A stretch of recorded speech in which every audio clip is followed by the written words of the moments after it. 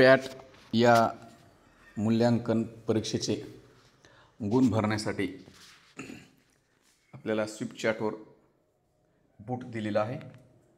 या संदर्भामध्ये ज्यांच्या बदल्या झाल्या आहेत, ज्यांचे बदल्या झालेले नाहीत, ते सर्वांनीच कशा पद्धतीने करायचे या संदर्भामध्ये आपल्याला स्विपचॅटवर जावं लागेल। तुम्हाला डिस्प्ले असा दिसेल। यामध्ये पॅट महाराष्ट्र ही टॅब ओपन करायची आहे। तुम्हाला लगेच रजिस्टर अगेन इथून एडिट रजिस्ट्रेशन हा पर्याय निवडायचा। इथे गेल्यानंतर आपला शाळेचा UDI स्कोर टाकायचा आहे। मी माझ्या शाळेचा UDI स्कोर टाकतो,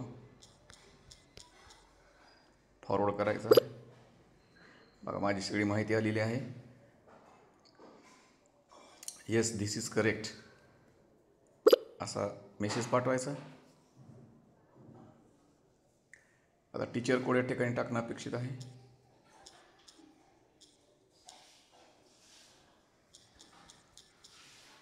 आपला शाळात ID जो आहे तो या ठिकाणी टाकायचा।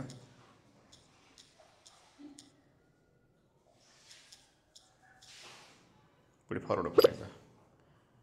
आपली पूर्ण माहिती आलेली आहे। Yes this is correct.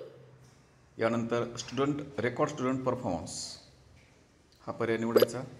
तर इथे गेल्यानंतर ज्या वर्गाला तुम्ही अध्यापन करत आहात त्या वर्गाचे किंवा जे विषयाला अध्यापन करत आहात त्या विषयाचं या ठिकाणी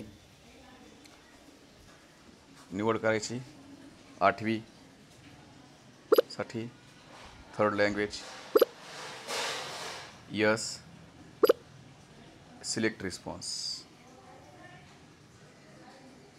ही सगळी 8वीच्या वर्गाची यादी आलेली आहे आणि अगदी नेहमीप्रमाणे आपण ज्या पद्धतीने याच्या अगोदर केलेलं आहे त्याच पद्धतीने